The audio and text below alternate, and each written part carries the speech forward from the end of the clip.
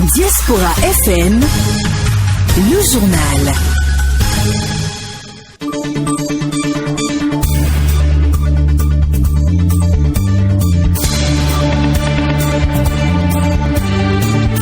Bonsoir à toutes et à tous, mesdames, messieurs, merci de nous rejoindre les infos sur la 102.3, les titres. Le Conseil des ministres s'est réuni ce mercredi 8 septembre 2021. Plusieurs décisions ont été prises. Le point à suivre dans cette édition. Le gouvernement réagit face à la recrudescence des cas de viol sur mineurs dans la commune d'Abomey-Calavi. Des dispositions ont été prises pour décourager le mal. Et puis le procès des attaques du 13 novembre 2015 s'est ouvert mercredi à Paris, un événement déjà qualifié d'historique dans un palais de justice transformé en bunker et protégé par un important dispositif policier. Voilà pour le sommaire de cette édition, mesdames, messieurs. Merci de rester avec nous. La suite, c'est tout de suite. Corneille Aïssé. Bienvenue à toutes et à tous. Le gouvernement a tenu ce mercredi 8 septembre 2021 sous la présidence de Patrice Talon, président de la République, son premier conseil des ministres après les vacances gouvernementales. Plusieurs décisions ont été prises. On peut citer entre autres l'adoption des décrets portant fixation des conditions de déroulement de la campagne de commercialisation 2021-2022, des amendes de carité, l'approbation des statuts du Fonds de développement de l'artisanat, la nomination des membres du conseil d'administration du Fonds national pour l'environnement et le climat, le dédommagement des personnes affectées par les travaux de raccordement du nouveau poste 161/20 kV de la zone économique spéciale de Glodibé dans le cadre du projet d'accès durable et sécurisé du Bénin à l'énergie électrique, la réalisation de la mission de maîtrise d'œuvre complète du projet de construction et d'équipement d'un boulodrome international à Abomey-Calavi, la mission de contrôle et de surveillance des travaux du projet d'alimentation en eau de la zone économique spéciale de Glodibé. Il faut également noter que plusieurs nominations ont été prononcées au niveau de plusieurs ministères. Autre info, les membres du bureau exécutif de l'ONG FORA, Force Royale pour la Réconciliation et la Paix en Afrique, étaient face à la presse hier après-midi. Ils ont présenté les membres du bureau et le point des activités menées pour la paix au Bénin. Compte rendu, Clémence Tonoukouin. L'ONG Force Royale pour la Paix et la Réconciliation en Afrique, FORA, œuvre depuis 2 ans pour l'édification de la paix et une réconciliation des peuples au Bénin et en Afrique. Dans le cadre de ces activités, une délégation de la structure a été reçue en audience par plusieurs présidents d'institutions de l'État. Lucien Médico, secrétaire général du FORA. Du médiateur de la République au bloc républicain de Biotchané, en passant par le Conseil économique et social et la Cour constitutionnelle, nous n'avons jamais de cesse de dire et de démontrer à nos vis-à-vis, avec détermination et esprit de suite, que dans notre lutte, menée méthodiquement de façon irréversible pour la paix et la réconciliation, il n'y aura jamais une route démocrate ni de pont républicain et que seule l'autoroute de la paix et de la réconciliation comptera. En attendant d'être reçue à la présidence, la délégation du FORA, au cours de son périple, n'a pas manqué d'inviter les présidents d'institutions à transmettre leur message au chef de l'État, Lucien Médico. À chaque station, la délégation de la FORA, conduite par son président, n'a de cesse de se prosterner aux pieds de nos vis-à-vis, que sont les présidents d'institutions,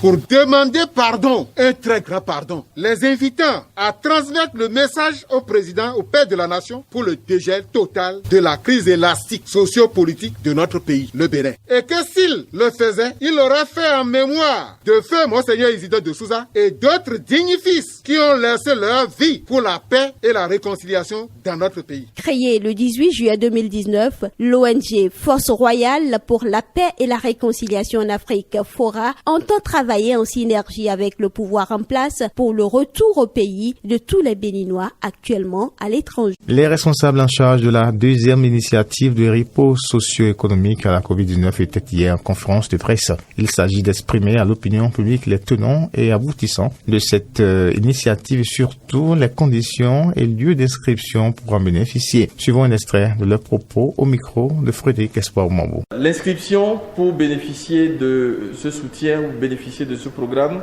a commencé depuis le 26 août dernier et devrait s'achever le 16 septembre 2021. 2 moyens d'inscription ont été mis en place, c'est-à-dire une plateforme électronique pour permettre à ceux qui ont accès à Internet de pouvoir s'inscrire sur le site www.mesurecovid.finance.bj, où les personnes désireuses ou les entreprises désireuses de s'inscrire peuvent aller vers les centres de promotion sociale sur l'ensemble du territoire national. Le gouvernement a retenu dans un premier temps de soutenir les micro, petites entreprises et ensuite les entreprises du secteur informel. Pourquoi? Parce que ces entreprises-là sont réputées être les plus vulnérables. Donc c'est le lieu de demander à toutes les entreprises de s'inscrire parce que personne ne sera oublié. En tout cas, les entreprises qui sont dans ce scope-là, nous leur demandons de s'inscrire. C'est un soutien sur une période de 4 mois et ce sont des montants quand même relativement importants qui vont leur permettre de soulager un tant soit peu leur trésorerie. Mais on a juste besoin d'un facteur de reconnaissance. Donc une entreprise du secteur formel qui a son registre de commerce. En plus, on dit d'avoir un IFU, un identifiant fiscal unique. Deuxième condition, il faut être né avant le 1er janvier 2021. Il faut être né avant le 1er janvier 2021. Pourquoi? Parce que la crise a démarré depuis un certain temps et ces entreprises qui sont nées avant le 1er janvier sont les entreprises qui ont souffert beaucoup plus de la crise. Et troisième condition, il faut avoir un dossier complet. Pour les entreprises du secteur informel, il faudrait que ces entreprises-là soient reconnues, pas vis-à-vis du fisc, mais soit d'une fêtière, soit de la préfecture ou alors des chambres de métier. Pourquoi? Parce que, vous savez bien, l'informel, sont des entreprises que nous ne connaissons pas a priori, mais comme il s'agit des ressources publiques, il faudrait quand même que ces entreprises, on puisse les identifier quelque part. Un père de famille interpellé et mis sous mandat de dépôt à Boumé-Calavi est accusé d'avoir violé et enceinté sa fille de 16 ans. Dans la foulée, le petit ami de la fille a été aussi interpellé et déposé hier. Selon les faits rapportés par la présidente de l'ONG FND, la fille a confié que son père a tenu à plusieurs reprises des rapports sexuels avec elle et que la grossesse qu'elle portait d'ailleurs de lui. Quant au petit ami, l'avoué avoir eu des rapports sexuels avec la fille mais aurait arrêté depuis qu'il a appris que son futur beau-père couchait avec sa fille. Les deux sont tous déposés en prison. Et parlant toujours des cas de viol dans la commune d'Boumé-Calavi sur convocation express de Véronique Otonifo, des ministres des Affaires sociales et de la microfinance, le comité communal de protection de l'enfant d'Boumé-Calavi s'est réuni en session extraordinaire en fin de semaine écoulée. À l'heure du jour, un seul point: que faire pour contrer efficacement la recrudescence des cas de viol sur mineurs dans la commune. Le point de cette séance avec Aristide Seti. Le tableau des cas de viol sur mineurs dans la commune d'Boumé-Calavi est sombre. Une situation qui a amené le ministre des Affaires sociales et de la microfinance à tenir la semaine dernière une session extraordinaire avec les élus locaux. Au début de la séance, la directrice départementale des affaires sociales de l'Atlantique a fait cas des statistiques liées aux violences sexuelles dans la commune. Nadège Aroga Kodo. Du 1er janvier au 30 juillet 2021, il ressort des données produites par le Centre de promotion sociale d'Boumé-Calavi et le service social du tribunal d'Boumé-Calavi, 21 cas de viol sur mineurs âgés de 4 à 15 ans, des filles bien sûr. À ce jour de septembre, nous sommes passés de 21 cas à 26, ce qui veut dire que dans le mois d'août, nous avons enregistré 5 cas en plus. Des statistiques inquiétantes selon la ministre Véronique Otonifo-Mewanou. Elle appelle les autorités locales à des actions concertées. Je pense que l'heure est quand même un peu grave au vu de tous ces chiffres que nous venons d'entendre. Et malgré les dispositions des différents textes de loi qui existent dans notre pays, qui concernent la lutte contre les violences basées sur le genre, mais aussi le Code de l'enfant en République du Bénin, et malgré également les nombreuses actions qui sont déjà menées dans ce domaine, la protection de l'enfant est toujours menacée par les violences de tout genre. Nous sommes quand même conscients que peut-être que ces chiffres sont même en deçà de la réalité, puisque c'est ce que nous savons, ceux qui ont pu être dénoncés, mais il peut y avoir plus que ça. Et c'est là vraiment une situation qui, à mon avis, est très critique et qui nous interpelle tous. et devant laquelle nous ne pouvons rester silencieux. Parce que, comme on le dit souvent, la violence s'épanouit encore plus quand il y a le silence. Cet appel est bien accueilli par l'ensemble des élus locaux et des conseillers communaux. Angelo Évariste Awandinou, maire d'Abomey-Calavi. Je voudrais, en ma qualité de maire, rassurer toutes les autorités ici présentes de la disponibilité des participants à cette assise à rester en phase avec la démarche pédagogique et salutaire du gouvernement pour une enfance heureuse, gage d'une société épanouie et développée. Pour le procureur d'Abomey-Calavi, lui aussi présent à cette rencontre, il s'agit d'une violence récurrente devant laquelle il faudra des actions musclées. Enfin, chaque participant s'est engagé à ne ménager aucun effort pour mener la guerre contre ce fléau dans la commune d'Abomey-Calavi. Les stands de fournitures scolaires pullulent depuis quelques jours au bord des artères et places publiques à moins de 2 semaines de la rentrée scolaire. Quelle est l'affluence au niveau de ces points de vente de fournitures? Frédéric Espoir Mambou a fait le tour de Cotonou pour le savoir. Reportage. C'est un calme de cimetière ou presque qui est observé ce mardi au niveau de la majorité des stands de fournitures scolaires. Pourtant, nous sommes à 2 semaines seulement de la rentrée scolaire 2021-2022. Une situation qui désole Mousbao Boussari, vendeur de sacs. Vous êtes arrivé, vous avez vu comment tout est calme. Un calme plat, le calme d'un cimetière. Donc rien ne sort. La douane, tout est devenu excessivement cher. D'où les gens, leur bourse ne leur permet pas de se sacrifier à cela. La crise économique, couplée avec la pandémie de la Covid-19, les vendeurs tournent le pouce. Les quelques rares potentiels clients sont plus intéressés par le prix que par l'achat. Bon, il y a des parents qui viennent demander le prix et ils s'en vont, d'autres demandent, ils achètent. Et c'est pas encore ça. Nous voulons que les parents sortent massivement pour venir acheter les fournitures pour leurs enfants. Je peux dire que pour le moment, ils viennent pour prendre connaissance des prix, d'autres viennent pour s'en procurer en même temps parce que la rentrée, il y a d'autres qui commencent avant, donc il y a d'autres qui prennent les fournitures en même temps, d'autres passent pour pouvoir avoir une idée des prix en attendant de revenir. Dans cette situation, Marie-Luc Adamou est venue sacrifier à la tradition. Il pense que c'est un devoir et quelle que soit la situation, il faudra l'assumer. C'est un devoir. Quand c'est un devoir, il faut tout faire pour honorer son devoir.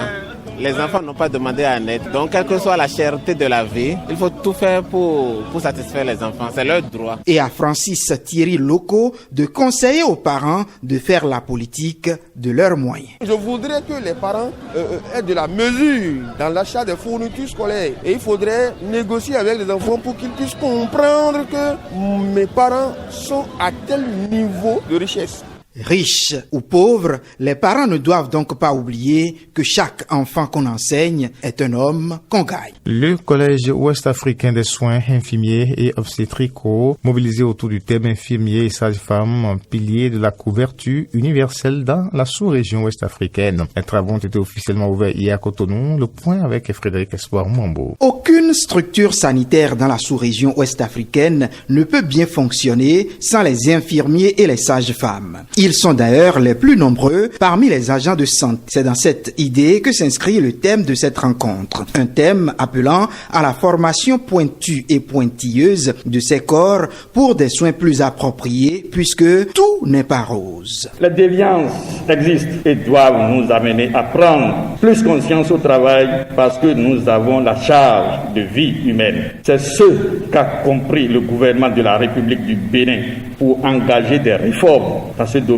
et finir avec les pratiques routinières nuisibles à la santé. Le représentant résident de l'OMS dira qu'une réflexion sur l'harmonisation des normes de la qualité de soins pour les communautés africaines s'impose. Au cours de ces assises, je voudrais souligner l'importance d'une analyse approfondie et solide des principaux problèmes auxquels sont confrontées les professions de sages-femmes et d'infirmiers par vous-même, les différents spécialistes et acteurs de terrain que vous êtes, pour une définition des orientations les plus contributives en termes d'accélération des progrès vers l'atteinte des objectifs de développement durable.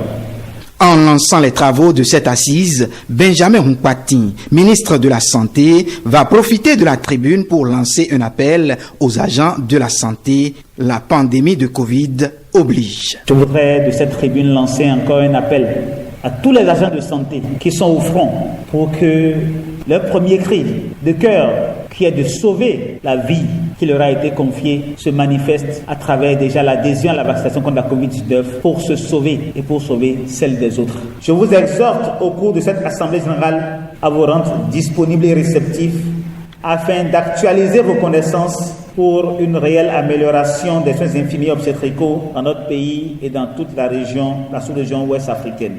L'Assemblée générale biennale réunit des participants venus du Nigeria, du Ghana, du Libéria, de la Gambie, de la Sierra Leone et du Bénin. Ce rendez-vous sera couplé avec la 25e session scientifique et la 40e réunion du Conseil de l'organisation.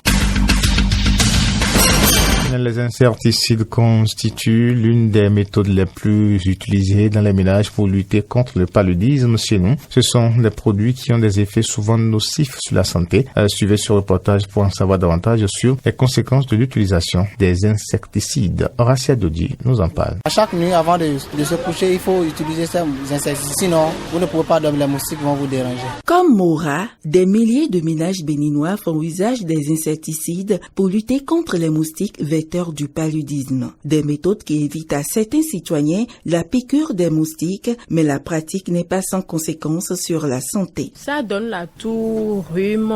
Souvent, je suis allergique à l'odeur. Bon, ça entraîne aussi certaines maladies. Des fois, quand on est dedans dans la chambre, ça nous donne le rhume. Si nous n'attendons pas à ce que la fumée finisse exactement, donc si nous restons dedans, nous sommes enrhumés. Ces produits sont en principe sans grand danger, selon Dr Paul Aïlo, mais deviennent toxiques en fonction du type d'insecticide et de l'usage qu'en font certains. Les pyrotrinoïdes sont utilisés abondamment pour tuer les moustiques, comme aussi les moustiques imprégnés. Les moustiques imprégnés, c'est imprégné d'insecticides, donc ça va tuer les moustiques, mais ça touche la peau. Et les pesticides, les insecticides sont pulvérisés dans le ménage, sont pulvérisés et sont inhalés aussi. La plupart, c'est des produits qui créent de l'allergie. Allergie, c'est-à-dire lésions cutanées avec des prurites, des démangeaisons et des boubouilles sur le corps. C'est parfois grave parce qu'on n'arrive pas à les traiter efficacement. Ça va créer des lésions durables sur le corps, comme des eczémas, ce qu'on appelle des eczémas.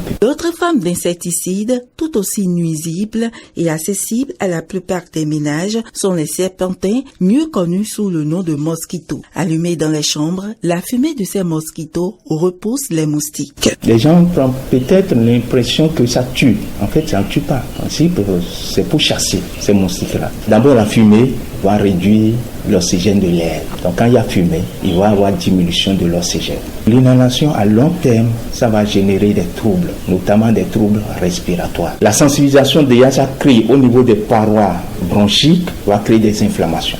L'inflammation de ces parois, celui qui n'était pas asthmatique va commencer à développer l'asthme. Pour éviter d'affecter la santé à travers l'usage des insecticides, Dr Paul Aïlo préconise. Ouvrir les fenêtres, ce qui est normal, c'est ça, c'est d'ouvrir les fenêtres et les portes, de pulvériser, de faire dégager les insectes, tous les moustiques. Et après, de laisser les portes ouvertes pour que ça se renouvelle dedans, que l'odeur, la concentration de ces produits diminue avant de rentrer et fermer la porte.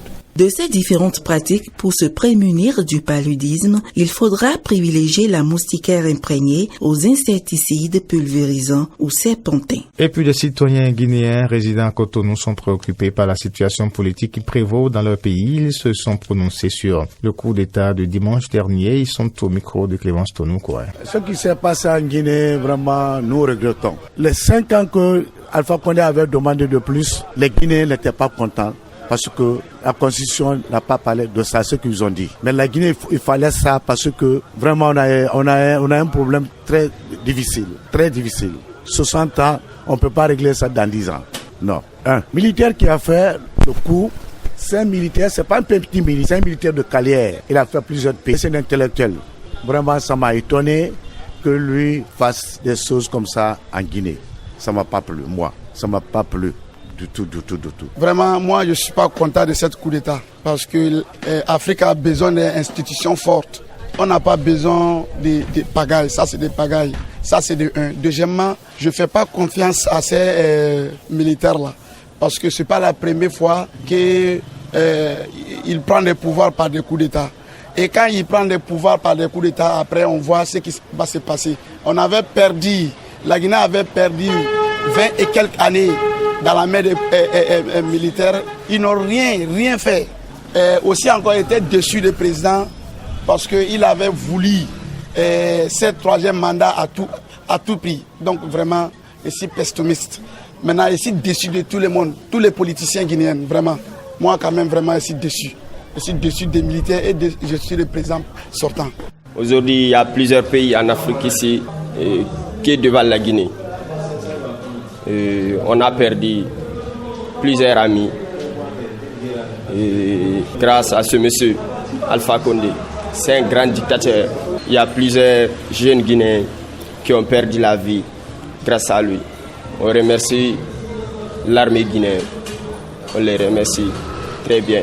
On prie Dieu qu'Allah nous aide encore dans les années suivantes. Nous, on est trop contents, on est fiers de ça. Puisque le président qui était là-bas, là, il n'est pas bon. Il est venu il nous a fait sortir dans notre pays. Nous tous, on a fui au pays. Donc, le second qui est là actuellement, là, on veut que lui, il n'a qu'à faire différent. Nous aussi, on va rentrer dans notre pays. Ça. Nous, on veut quelqu'un qui est intellectuel, qui va aider le pays, qui va aider les jeunes.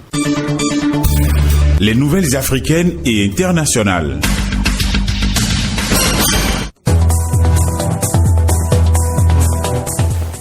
De retour en terre natale depuis mi-juin, l'ancien président ivoirien Laurent Gbagbo porte un regard vers l'avenir. Hier, Laurent Gbagbo a dévoilé les membres d'un comité chargé de réfléchir au contour de son futur parti politique. Le 9 août dernier, il a annoncé déjà sa volonté de créer un nouveau parti, confirmant ainsi sa motivation à persévérer sur la scène politique ivoirienne.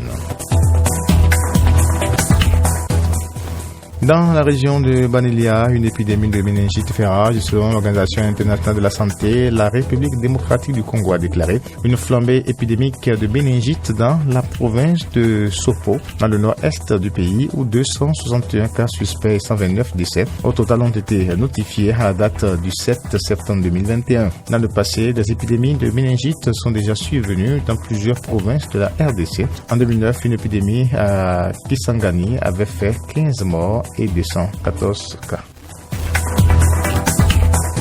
Le premier ministre somalien Mohamed Roble a estimé mercredi que le président Farmajo entrave l'enquête sur la disparition d'un agent des services de renseignement au cœur d'une vive polémique dans le pays. L'affaire Iram Talil, du nom d'une jeune employée du service de cybersécurité de l'Agence nationale de renseignement et de sécurité enlevée à Mogadiscio le 26 juin, est depuis ce week-end à l'origine d'une nouvelle escalade entre les deux dirigeants dont la rivalité est au centre de la politique somalienne ces derniers mois.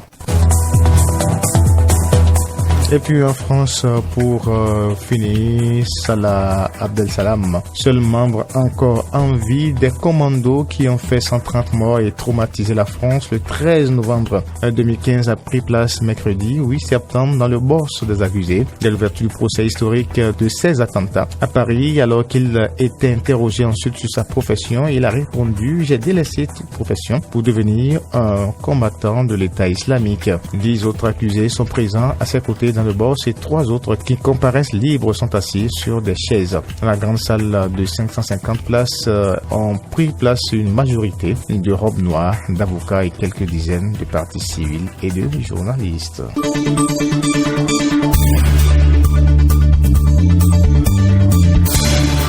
C'est la fin de cette édition, mesdames, messieurs, merci de l'avoir suivi. À la mise en nom de Manuel Agboudielou, chef d'édition Albéric Douchamon, Christelle Diomamou et puis au micro Corneille Aïssé. Merci de votre aimable fidélité au service de l'information de la 102.3 FM. À demain.